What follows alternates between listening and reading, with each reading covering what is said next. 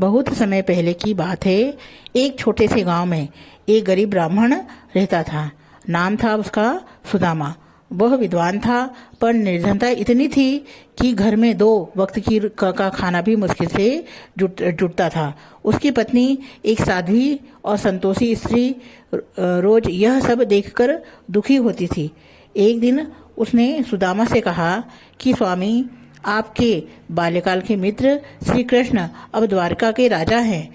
क्यों ना आप उनसे मिलने जाए, शायद वो आपकी मदद करें। सुदामा थोड़े हिचकिचाए। मैं दोस्ती में स्वार्थ नहीं जोड़ सकता, सुदामा ने कहा। पर पत्नी ने प्रेम से समझाया, आप वहाँ कुछ मांगने नहीं जा रहे हैं, केवल मिलने जा रहे हैं। शायद प्रभु को भी अपने मित्र की जरूरत हो। आखिरकार सुदामा चल दिए। घर में खाने को कुछ नहीं था, पर पत्नी ने थोड़ा सा चिवड़ा यानी पोहा बोलते जिसे बचा रखा था, वही एक पोटली में बांधकर सुदामा के साथ भेज दिया।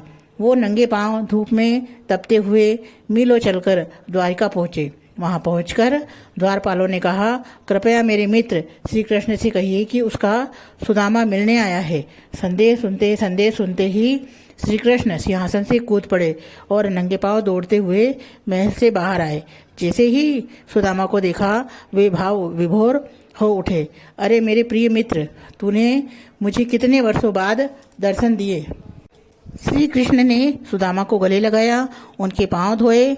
रोज राजसी आसन पर राजसी आसन पर बिठाया। सुदामा भाविक होकर यह सब प्रेम से देखते रह गए। प्रभु, मैं तो बस आपको देखने आया था, सुदामा ने कहा। श्री कृष्ण ने उनके पोहे की पोटली देखी। ये मेरे लिए लाए हो, सुदामा ने झिझकते हुए दी। श्री कृष्ण बड़े प्रेम से उसे खाया, मानो स्वर्गीय अमृत हो।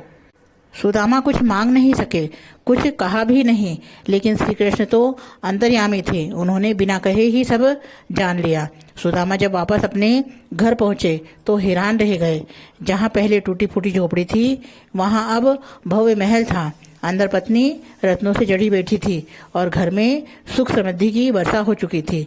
उस दिन अक्षय तृतीया थी, और जिस दिन किए गए प्रेम, भक्ति और दान का फल कभी समाप्त नहीं होता है। सुदामा का प्रेम, श्री कृष्ण की करुणा और उस दिन का पुण्य सब मिलकर एक चिरस्थायी आशीर्वाद बन गया।